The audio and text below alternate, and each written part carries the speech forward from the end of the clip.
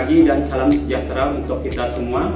Perkenalkan, saya Inyoman Nyatayasa M.Iko, salah satu dosen dari Fakultas Seni dan Desain dari program studi S1 Desain Komunikasi Visual di Universitas Bumigora Mataram, Lombok.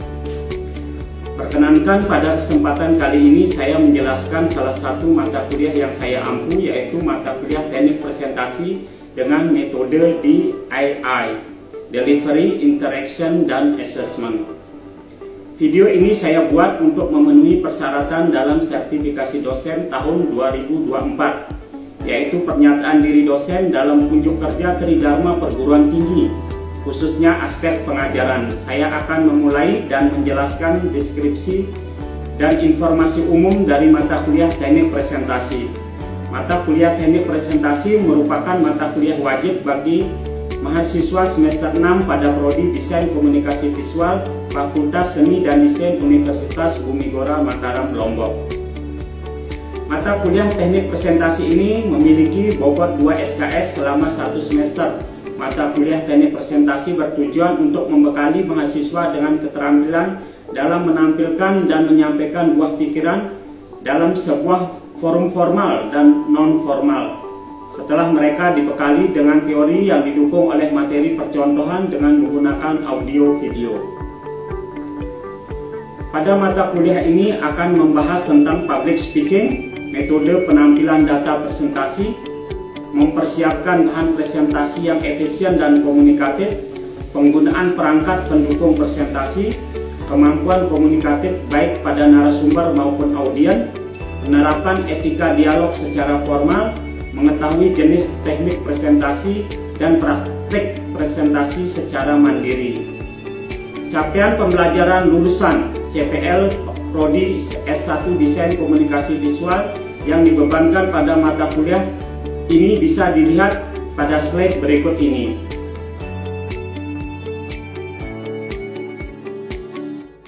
Untuk CPMK, capaian pembelajaran mata kuliah Teknik Presentasi ini adalah peserta didik mampu merancang serta mendesain sebuah presentasi dan public speaking, mampu menguasai tata cara teknik presentasi dengan baik dan benar, mampu menggunakan alat peraga ajar presentasi, serta memiliki sifat mandiri mempraktikkan bagaimana cara melaksanakan teknik presentasi dengan baik secara formal dan non-formal.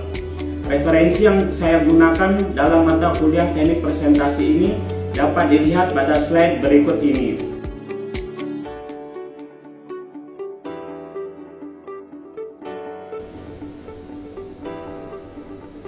Sistem pembelajaran pada mata kuliah Teknik Presentasi ini dilaksanakan secara tatap muka maupun secara online melalui LMS e-Learning Universitas Bumigora dengan menggunakan metode pembelajaran aktif dengan mengutamakan peran dan keaktifan mahasiswa dalam proses pembelajaran, menggunakan pembelajaran kolaboratif, diskusi, penugasan, dan praktek presentasi secara mandiri, baik presentasi secara langsung di depan kelas maupun pembuatan video presentasi.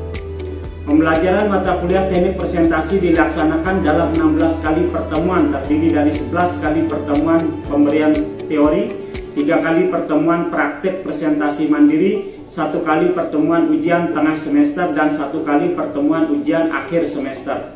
Evaluasi pembelajaran mata kuliah Teknik Presentasi didapatkan dari kuis interaktif, penugasan, keaktifan dalam diskusi dan tanya jawab, ujian tengah semester, dan ujian akhir semester.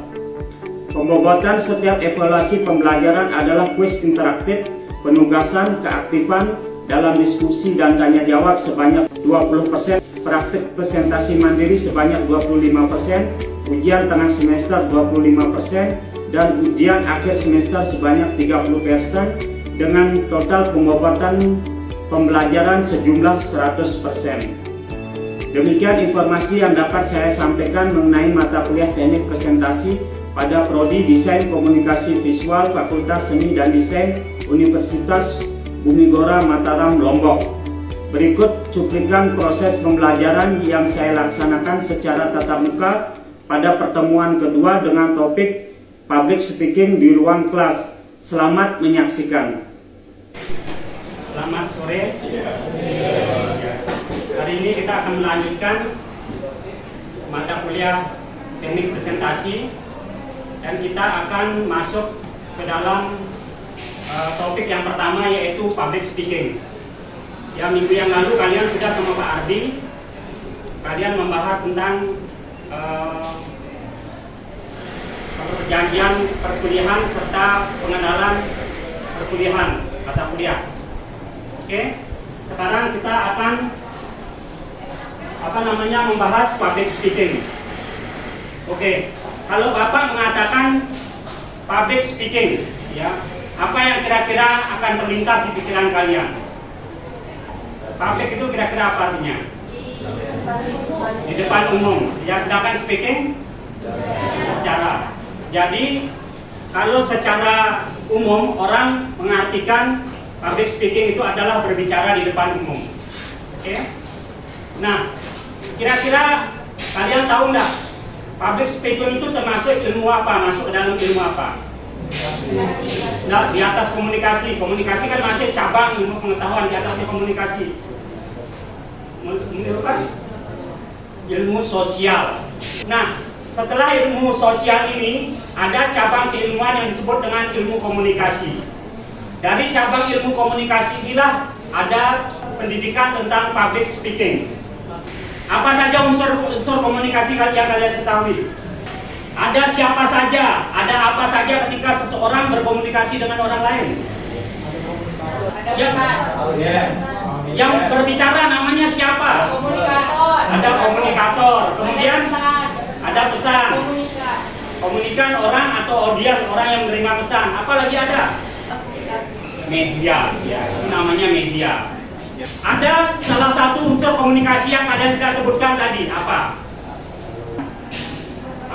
Umpan balik. Ya. Umpan balik atau namanya kalau bahasa kerennya apa? Feedback. Ya. Apa gunanya feedback di sini? Agar orang yang kita ajak bicara, kita ketahui apa dia mengerti apa tidak tentang apa yang kita bicarakan. Kemudian dia membalas pesan kita sehingga kita tahu bahwa apa yang kita sampaikan sudah sama diterima oleh orang tersebut. Komunikasi berasal dari kata common yang artinya satu. Komunis itu artinya satu. Dalam komunikasi ini ada dua, yaitu komunikasi verbal dan komunikasi non verbal. Ya, contoh komunikasi verbal yaitu kalian bicara dengan Bapak, ya, secara langsung kita berhadapan-hadapan begini, atau kalian berdua, ya, berbicara dengan orang tua kalian, itu termasuk komunikasi verbal menggunakan bahasa atau tulisan. Contoh yang tidak verbal begini, ya, yang non verbal. Ya, ketika ada seseorang bertamu ke rumah kalian, ya. Kemudian pada saat dia bertamu, ini sudah kemalaman, tidak pulang-pulang orang ini. Padahal kalian sudah ngantuk. Ya, kalian sudah ngantuk. Kemudian, apakah kalian sopan ketika kalian mengatakan, Pak, pulang saja, saya sudah ngantuk? Hah? Itu komunikasi verbalnya. Sopan apa tidak? Tidak. Sehingga kalian menggunakan komunikasi non verbal. Ya, kalian menguap. Ya. Jadi kalian sebenarnya mengirim pesan kepada dia. Ya, mengirim pesan, yaitu apa? Pak, ini sudah malam, saya ngantuk. Nah, sekarang orang itu menerima tidak pesan kalian? Ya. Ketika dia menerima pesan kalian, oh, orang ini sudah ngantuk, oh, sudah malam ini, saya harus pulang. Ya. Sebelum kita ke public speaking, kita akan ulas satu persatu mengenai jenis-jenis komunikasi. Ya. Yang pertama, ya, ada namanya komunikasi intrapersonal. Komunikasi intrapersonal ini adalah komunikasi di mana proses komunikasi terjadi dalam diri individu, proses komunikasi dengan diri sendiri. Ya, Bapak ingin minta contohnya ke kalian. Kira-kira saya ngapain ya hari ini? Kalau makan siang saya di mana ya? Saya kuliah jam berapa? Kira-kira saya pakai baju apa ya? Pasti kalian terus kok pakai baju ini ah. Ya, kalian sering nggak begitu? Ya, itu namanya intrapersonal. Kemudian ada komunikasi interpersonal, yaitu komunikasi antar pribadi. Konteks komunikasi interpersonal adalah proses komunikasi yang berlangsung antara dua orang atau lebih secara langsung. Contoh komunikasi seperti ini apa? Ya, konsultasi dengan dosen, betul. Kalian berbicara secara intensif, secara dekat dengan orang tua. Kalian curhat ke ibunya. ya kalian dikasih nasihat-nasihat. Itu termasuk komunikasi interpersonal. Proses ini adalah proses komunikasi yang dianggap paling efektif untuk mempengaruhi. Ya, misalnya ketika orang tua ingin mempengaruhi anaknya supaya tidak melakukan hal-hal yang tidak baik. Ya, sekarang komunikasi kelompok kecil adalah konteks komunikasi yang terjalin antara sejumlah orang untuk bekerja sama untuk meraih tujuan yang sama. Contohnya, kerja kelompok, ya kalian sudah mengerti. Jenis komunikasi yang lain, komunikasi organisasi, ya. Konteks komunikasi organisasi lebih luas dibandingkan komunikasi kelompok kecil, ya. Komunikasi organisasi terdiri atas berbagai konteks komunikasi, proses komunikasi yang berlangsung, menggerakkan kegiatan karyawan terkoordinir guna meraih cita-cita organisasi, ya. Apa contohnya? Bukan rapat, ya, seluruh perusahaan, ya. Jadi ada dari keuangan, manajer, apa namanya itu hubungan masyarakat, ada manajer, apa namanya itu yang membawai soal karyawan, ya. Di sana mereka diskusi mengenai tujuan-tujuan yang akan diraih oleh organisasi atau lembaga itu. Itu namanya komunikasi organisasi. Sekarang kita ke komunikasi publik. Komunikasi publik adalah penyebaran informasi dari satu orang ke orang banyak.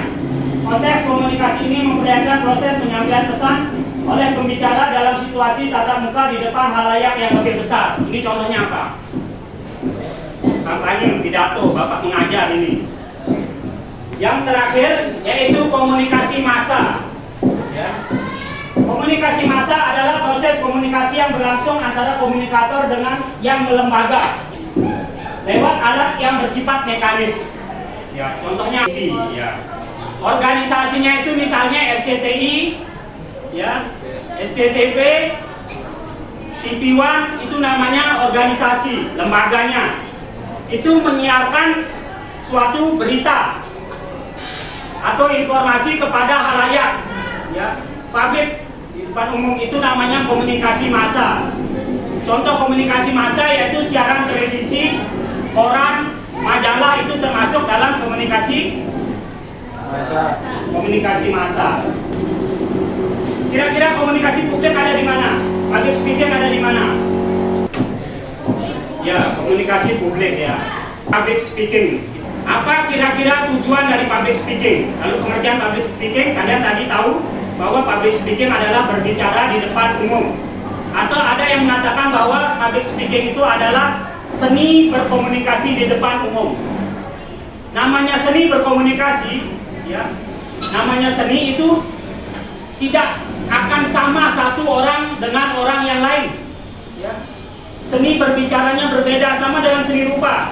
Ada aliran naturalis, ada abstrak, ya, ada realis. Komunikasi atau public speaking juga seperti itu. Ada yang menggebu-gebu, ya, menggebu-gebu. Ada yang lembut, ada yang kocak, ya, berbagai macam caranya. Tidak ada yang salah tentang public speaking, itu semuanya benar, ya, karena itu merupakan seni. Sekarang tujuan public speaking itu kira-kira apa? Menyampaikan pesan, itu namanya to inform, yaitu untuk memberikan informasi. Ya, yang kedua, betul, untuk mempengaruhi orang lain untuk mengikuti ajakan orang yang berbicara di depan. Itu namanya to persuade. Yang ketiga, to entertain, ya, untuk hiburan. Ya. Fungsi public speaking untuk mahasiswa DKV ini untuk apa? Ya, ketika skripsi kalian akan ujian sinopsis, kalian akan ujian proposal, kalian akan ujian skripsi, kalian butuh itu public speaking, ya. Dan ketika kalian nanti setelah lulus, fungsi public speaking ini untuk apa? Orang yang pintar public speaking, ya, itu akan lebih cepat diterima, ya. Ketika diterima, orang yang pintar public speaking akan cepat naik jabatannya, ya. Dan yang ketiga, orang yang pintar public speaking selalu dihargai. Dan jangan lupa, ketika kalian membuat karya, kalian pasti diminta untuk mempresentasikan karya kalian. Dan ketika kalian mempresentasikan karya kalian, kalian menggunakan public speaking. Sekarang Bapak akan membicarakan tentang public speaker terbaik. Kalau tadi kita bilang public speaking, sekarang public speaker, apa bedanya? Pelakunya. Dan terbaik internasional. Bapak menaruh di sana Adolf Hitler. Ketika Adolf Hitler ini berbicara di depan umum, memberikan persuasif, mengajak, menghimbau, semua tentara dan masyarakat yang mendengar itu tidak ada yang berbicara satupun. Mereka masuk ke dalam public speakingnya Hitler ini. Sehingga apa yang diperintahkan oleh Hitler ini seakan-akan otaknya itu menyuruh untuk melakukan itu segera. Itu nilai persuasifnya sangat tinggi. Bahkan apa yang dipersuasifkan Hitler ini betul-betul keji dan jahat, yaitu untuk membunuh orang yang di luar rasis Arya atau orang-orang Jerman, orang yang berkulit kuning seperti orang Cina, orang Korea, orang yang berkulit hitam, orang Yahudi, itu semuanya dibunuh dan mereka mau melakukan itu pembunuhan secara kejam. Yang kedua, Bapak mengambil public speaker yang baik. Bapak menurut secara internasional yaitu Steve Jobs. Kalian tahu siapa Steve Jobs? Pendiri dan CEO dari Apple. Kenapa Bapak bilang dia sangat baik persuasifnya? Karena secara global, dia mampu mempengaruhi penjualan Apple dengan public speakingnya. Ketika ada launching produk baru, pasti dia turun langsung untuk memberitahu update daripada produk yang akan dikeluarkan, sehingga launching produk itu selalu berhasil, sehingga Apple itu brandnya kuat. Sekarang Bapak yang nasional, yang orang Indonesia, speakingnya bagus itu adalah Insinyur Soekarno, Presiden pertama dan proklamator. Karena Insinyur Soekarno dulu waktu perang, mempertahankan kemerdekaan Indonesia, pernah memberikan persuasif kepada masyarakat untuk melawan kembali penjajah Belanda yang akan datang ke Indonesia, untuk melawan dengan senjata apapun yang ada. Hanya bambu runcing lawan, pokoknya kita bertempur mati-matian. Tidak apa-apa kita menghantarkan nyawa. Kuat dan persuasifnya? Kuat sekali. Kemudian ini yang kedua, ini juga menurut Bapak. Maudy Ayunda. Kalian kenal ini? Karena dia orangnya smart, masih muda. Kenapa? Karena Bapak ini tunjukkan ke kalian, masih mudah-mudahnya hampir mirip-mirip. Kenapa Bapak bilang dia public speaking-nya bagus? Karena dia pernah mewakili Indonesia untuk menjadi presenter di G20. Itu bukan main-main tekanannya. Tekanan G20 itu bukan main-main. Seluruh presiden negara-negara besar di dunia, tekanannya itu sangat kuat. Tapi dia mampu melawan tekanan itu. Jadi Bapak taruh dia di entertain, public speaker to entertain. Coba sekarang Bapak ada pertanyaan tentang bakat public speaking. Public speaking itu dipengaruhi bakat atau karena pendidikan sama latihan? Bapak ulang ininya pertanyaannya. Siapa namanya? Wandi. Terima kasih Wandi. Pertanyaan Wandi, apakah public speaking itu disebabkan oleh bakat atau pendidikan atau latihan? Jadi karena ini masalah bakat dan pendidikan, Bapak akan menjawab berdasarkan teori pendidikan. Teori pendidikan. Teori pendidikan pertama ada teori oleh Jadi rasio. Ya, ini teorinya namanya naturalisme. Teori ini menyatakan begini, bahwa setiap orang itu memiliki bakat yang ada di dalam dirinya.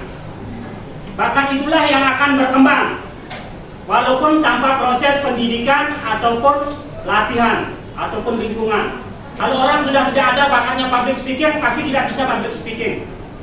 Tapi kalau orang punya bakat untuk itu, pasti dia akan bisa seperti itu. Begitu menurut teori ini. Yang kedua ada teorinya namanya teorinya John Locke. Teorinya John Locke namanya teori empirisme. John Locke ini mengatakan nama teorinya tabula rasa. Teori ini mengatakan bahwa manusia itu lahir seperti kertas putih. Ya, kertas putih jadi kosong. Tidak ada itu namanya bakat. Jadi ketika dia hidup, kehidupannya lah yang mengisi, ya, pendidikannya yang mengisi hidupnya, memberi tulisan-tulisan dalam hidupnya, dan pengalaman serta lingkungannya lah yang mengisi penuh kertas putih tadi. Contohnya seperti ini. Ada orang yang tidak suka menari, tapi di kampungnya itu semuanya penari. Ya. Padahal dia tidak punya bakat menari. Lama-lama dipaksa-paksakan terus latihan karena diajak teman-temannya, tidak ada kegiatan lainnya, akhirnya dia bisa menari. Betul nggak teori itu? Tadi semuanya betul sekarang. Sehingga ada teori yang terbaru, teori pendidikan oleh William Stern. Yang nama teorinya adalah teori konvergensi atau penggabungan. Ternyata menurut teori pendidikan yang terbaru ini, kepandaian seseorang itu dipengaruhi oleh bakat sebenarnya terlebih dahulu, kemudian baru dipengaruhi oleh pengalaman, pendidikan, dan lingkungan. Kalau orang berbakat, kemudian dia di lingkungan yang baik, yang mendukung bakatnya, kemudian dia dilatih dengan baik, maka dia akan menjadi yang terbaik. Jadi public speaking itu tadi pertanyaannya, bakat apa, latihan, apa pendidikan, ketiga-tiganya. Kalau orang mempunyai bakat, dia mungkin hanya belajar beberapa kali, dia sudah bisa expert, public speakingnya bagus. Tetapi kalau orang yang public speakingnya tidak punya bakat, ya, dia harus latihan yang lebih banyak. Ya, jam terbangnya ditingkatkan terus, harus banyak public speaking supaya public speakingnya bagus. Kalian yang merasa public speaking yang kurang, apa saja hambatan kalian? Ada pertanyaan? Ya? Menyebabkan orang itu bisa hidup di depan umum itu apa memang cuma berdiri sendiri atau ada faktor yang lain? Ya. Oke, namanya siapa? Armia ya. Terima kasih pertanyaannya, bagus. Pertanyaannya, kenapa orang bisa nervous? Ya. Padahal ketika sebelum maju sudah siap sekali. Ya. Saya akan baik sekarang presentasinya, tetapi ketika di depan kalian gugup, nervous, akhirnya tidak ada kata yang mau keluar, ngeblank. Ya. Apa penyebabnya? Penyebabnya satu, kalian sedang mentoksik diri kalian sendiri. Ya. Apa artinya mentoksik? Meracuni. Meracuni pikiran kalian sendiri dengan kata-kata begini. Kalau saya maju bisa enggak? Enggak, saya akan salah nanti di depan. Enggak, saya akan ditertawai oleh teman-teman saya. Apakah saya percaya diri apa tidak? Kalian meracuni diri kalian sendiri dengan racun-racun seperti itu. Ya. Sehingga ketika kalian maju, racun itu bekerja. Ya. Kalian akan tertekan. Ya. Bayangkan atau bandingkan dengan kalian tidak ada yang meracuni pikiran kalian untuk berbicara. Ketika kalian berbicara di teman-teman kalian saat nongkrong. Yang kedua, kalian jam terbang kalian atau latihan kalian untuk berbicara di depan umum itu kurang. Oke, ada pertanyaan lain? Ya. Apa saja salah satu contoh praktek public speaking yang berguna bagi mahasiswa?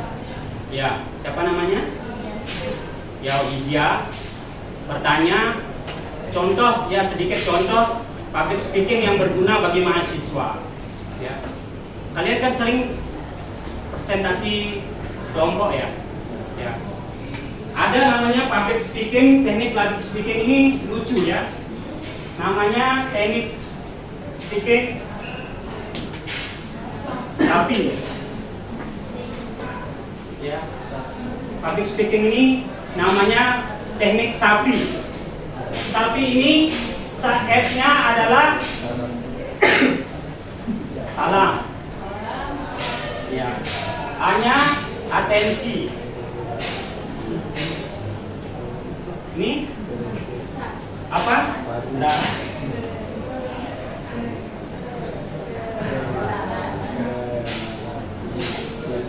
Isi. Siapa tadi namanya? Widya Sukma. Ya, contoh ya. Wassalamualaikum. Selamat pagi. Ya, misalnya pagi. Semoga teman-teman sekalian dalam keadaan sehat. Terima kasih saya ucapkan kepada Bapak pengampu mata kuliah teknik presentasi Bapak Ardi yang telah memberikan kesempatan untuk kelompok 3 mempresentasikan tugas kelompoknya. Perkenalkan, nama saya Widya dari kelompok 3A. Ya. Isi dari tugas kelompok kami adalah menjelaskan tentang perlunya public speaking untuk mahasiswa DKV. Jadi seperti itu, ya. Jadi dia terstruktur, ya. Ketika kalian sinopsis itu kan yang hadir siapa? Semua dosen, ya, Bapak Dekan, ya. Kadang-kadang Pak Prodi, ya. Jadi kalian salam dulu, ya. Assalamualaikum, ya. Selamat siang. Semoga kita dalam keadaan sehat, ya, itu pertama. Kemudian atensinya, kita melakukan penghormatan kepada siapa-siapa yang datang dari posisinya yang paling tinggi. Ya. Yang terhormat Bapak Dekan Fakultas Seni dan Desain, Bapak Christopher, ya. Yang saya hormati Kaprodi DKV, Bapak Yoga, dan semua yang saya hormati Bapak Ibu dosen yang hadir di sini, ya. Dan juga saya mengucapkan salam sejahtera kepada semua mahasiswa yang ikut dalam ujian sinopsis ini. Ya, kalian memberikan atensi, ya. Baru kalian memperkenalkan diri. Kenalkan, nama saya Widya, ya.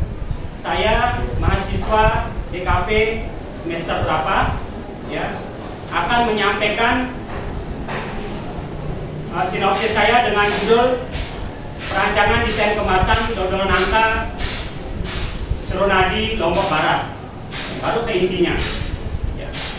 Untuk tugas membuat video